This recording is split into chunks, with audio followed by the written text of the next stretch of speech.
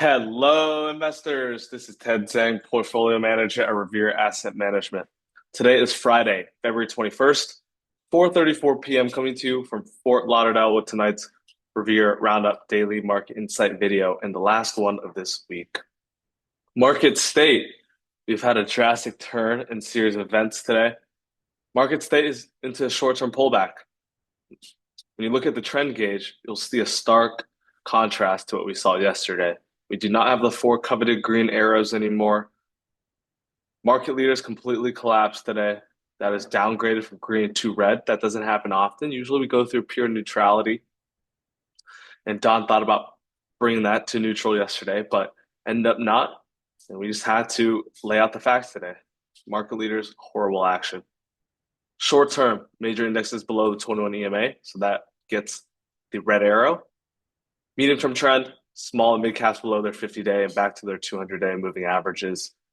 NASDAQ and S&P still above their 50-day, which is why we have the green still, but with a yellow sub arrow.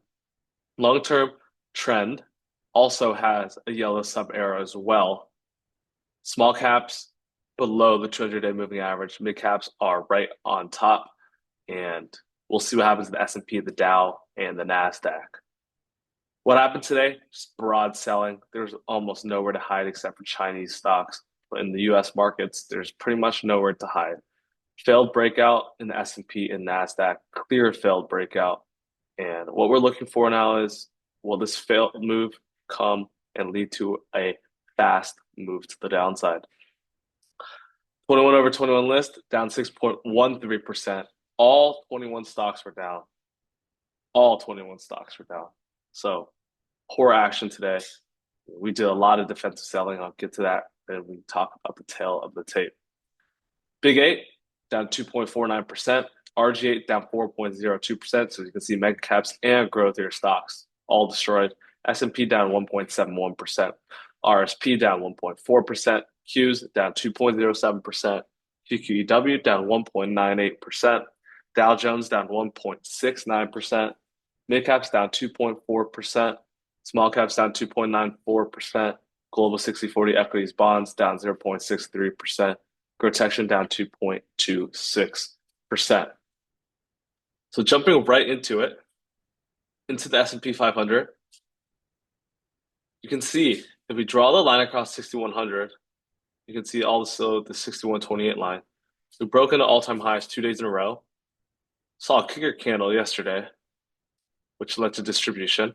And now today's huge wedge drop back to the 50-day moving average at 6,000 level, which did hold. But huge distribution coming in today and clear failed breakout.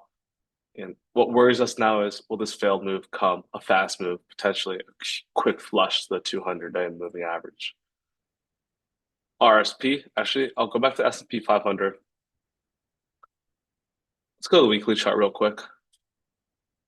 You have never had, except maybe this week, you never had a close really below the 20-week moving average, and definitely not below the 30-week moving average since this bull market really started after this 3-month correction late 2023.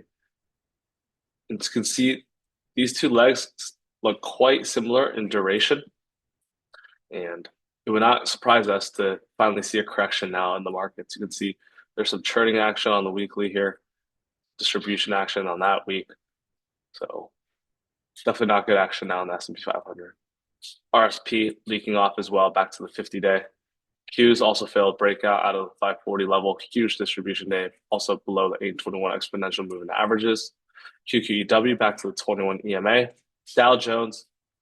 This will be a part of a news event that I'm going to cover until it's 8, and I'll cover it now.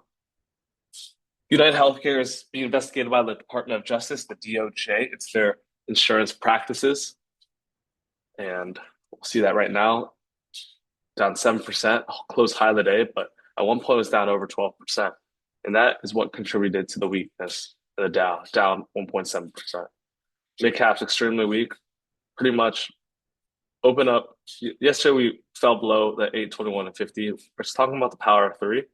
It turns out it turns the power of three to the downside. We're all the way back to the 200-day moving average now. That needs to hold, or else, I mean, that's a really bad sign. You can see all bull markets are above the 40-week. All bear markets happen below the 40-week and 200-day moving averages. The Russell closed below the 200-day moving average for the first time since the start of this bull market, also below the 40-week. That is a huge character change for sure. And we're definitely on high alerts there. VIX spiked a bit, came out of this range at 18 now. So that is corroborating the weakness today.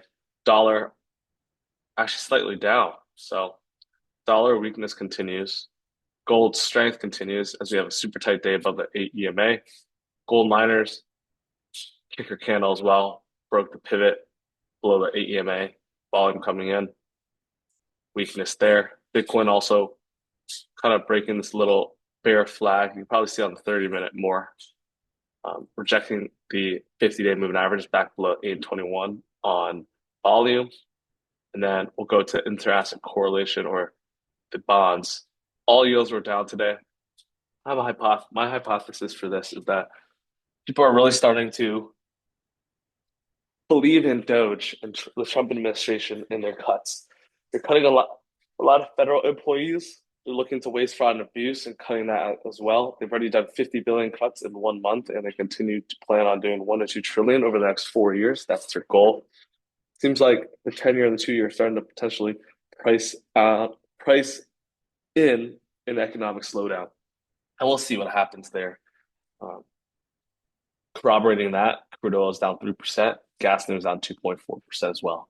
So that is it from the inter-asset correlation. I'm going to the tail of the tape now. A lot of changes today. Short-term pullback, of course. Stochastics, all major indexes are hooked down. RGA all hooked down. NASI hooked down.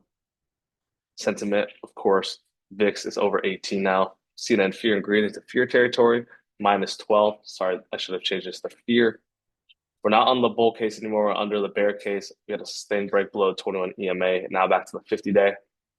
The news, potentially Doge cuts being legitimized. There's some coronavirus rumors coming out of China and the UNH DOJ lawsuit as well. Our keys coming in today were the S&P versus 6100. Completely broke that. Qs versus all-time high, completely broke that to the downside. Small caps versus 21 EMA and 50-day, completely rejected that and fell all the way to the 200-day. And leaders did not find buyers at all. Day count up 2, consolidation 1 to down 1. First day below the 8 EMA now. First day below 21 EMA. Expectations are negative. So today's action, we pretty much just gap down a tiny bit, opens nearly equal high, and we trended down all day. Sectors, only a few are up. Staples in China and bonds. Flight to safety for sure with staples and bonds. Dollar is down surprisingly. 6 out of 7 S&P sectors. IBD 50, Bitcoin, Mag 7, stocks, and all these names we cut. We are left with no individual names now, only index exposure, Bitcoin and gold. Our Revere asset adjusted beta, or a Revere volatility adjusted beta is 0.56. Rebar minus 2.72%. We sold CEG, Upstart, Docs, Affirm, QLD, Hood, Nugget, Palantir, Bros, and we trimmed UPro. I'll go over all those charts. Bottom line, broad selling in the markets today. Failed breakout in S&P and the Qs. Starting off with the positions we took action on. CEG. Microsoft announced that they're looking into potential canceling some contracts with utilities, and that hit the entire group. CEG, we got rid of that. GEV, you can see as well. VST, OKLO. So just not great action, plus the overall market weakness. Upstart got crushed as well. Dumped that below gap days and lows. GOCS also broke the AEMA, got rid of that as well. Affirm, another fintech name, failed breakout back into the base. That's not what we want to see on an episodic pivot. Got rid of that. QLD, of course, huge failed breakout. Got rid of that. Hood broke 21 EMA. Nugget, or we should look at GLD, broke the lows of the pivot. Palantir also came in, rejected the 8 and closed below the 21 EMA. And Bros took out gap days low and broke the 8 EMA as well. UPro, just following our exposure rules. S&P is now below the 20 EMA, so we peeled off some UPro. And that leaves us the first time in a long, long time without a single individual name. And that is a clear indication to us to really be patient now, really just be an observer, not force any new trades. Um, there might be something under the hood that has not surfaced yet that the markets and institutions are bothered by. And potentially the news will come out soon and we will find that out. But of course, here at Revere, our dual mandate is to grow while indexes, market leaders are in uptrends, protect while market leaders indexes correct, see weakness, and head into downtrends. That's exactly what we did today. We fulfilled our dual mandate. So there's a few charts of interest I wanted to share. First one is Reddit. We want to talk about a name that has acted so strong, gapped the highest volume ever on this earnings, trended all quarter, gapped up again on earnings. But sorry, didn't gap up again on earnings. And it's been one of the strongest stocks. You can see just slice through 21, slice through the 50. This is why we emphasize stops, sell rules, getting out the way so we don't have to potentially weather a 50% pullback or more before it builds a new base and sets up once again. I want to cover stage analysis again in a perfect short setup and stage analysis. Let's go over this again. We key on the 30, 40 week moving averages. When weekly moving averages are aligned 10, 20, 30, 40 to the downside, that's stage 4 decline, especially below 30, declining 30 and 40 week. As the velocity and rate of change of price slows down, those moving averages will catch up the price, flatten, turn up. Eventually, price will break above, and then we'll enter stage 2. Oftentimes, it's caused by an earnings or news gap, and the moving averages flip to a positive slope. And eventually, like the downside, the rate of change of the stock, or the acceleration of velocity of the stock will decrease. Moving averages will catch up. A huge top will form. Moving averages start flattening right here, turn down a line, and we enter another stage 4 decline. And the perfect short was on that news failure where they announced guidance, great guidance, but gap down into stage 4 decline below this trend line, the 200-day, 50, 21, and 8. And it's been a smooth trend below the 8 EMA for the last 5 weeks.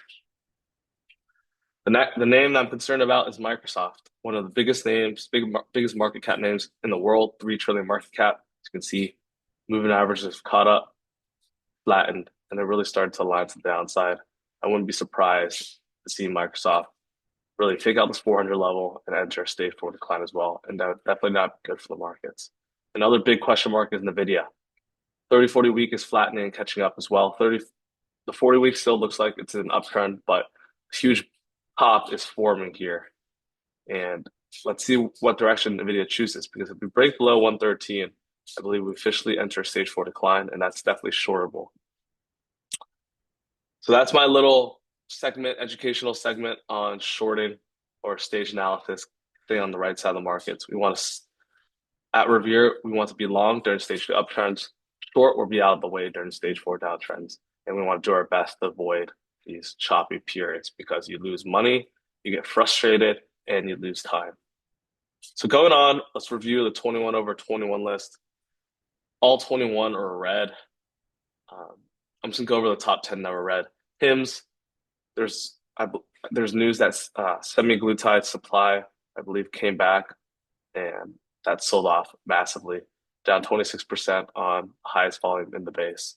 Upstart down 9.4%, broke the 8 EMA and 21 EMA. You can see how fast failed moves can come. Perfect double top short setup here through 89, now collapse. Affirm, same thing. Came back into the base, broke the 8 and 21. CEG, we talked about the utility names, plus the weakness in the market that did not help there at all, down 8%. Hood also down 8%, below the 21 EMA, rejected the 8. App after the gap up, broke gap days lows, now back to the top of the base.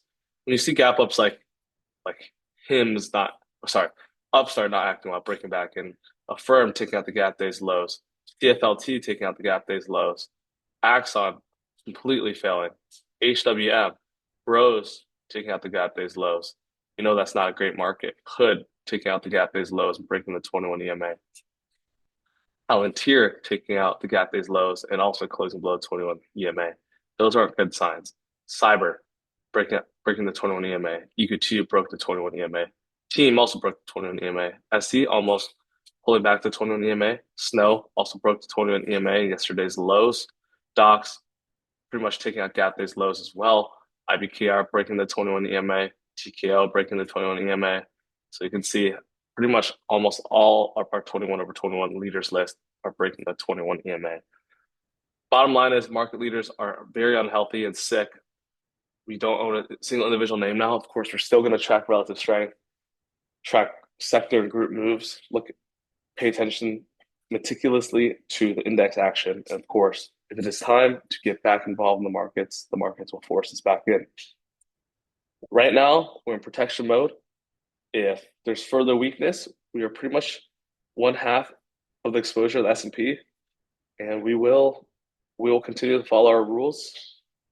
But we just want to let you guys know that with your money, with us, we'll always be protecting and looking at your downside because we have systematic sell rules, unlike other advisors. Other advisors are likely just holding and praying, and they just don't have sell rules. And who knows how bad the selling can get? You just never know. For example, COVID, 2008, the inflation bear in 2022. The damage and fear can come quickly, and that is why we have our sell rules. And with that being said, that's going to wrap it for the last video of this week. My name is Ted Zhang, and I'm portfolio at Revere Asset Management. You can always email me at ted@revereasset.com. Still trying to get my Twitter back. Code is 855 Real Wealth. That's 855-732-5932. Our website's Revere Asset. Our YouTube's also Revere Asset. That being said, my name is Ted Zhang with Revere Asset Management, telling it like it is. Thank you for listening and have a great rest of your week and weekend.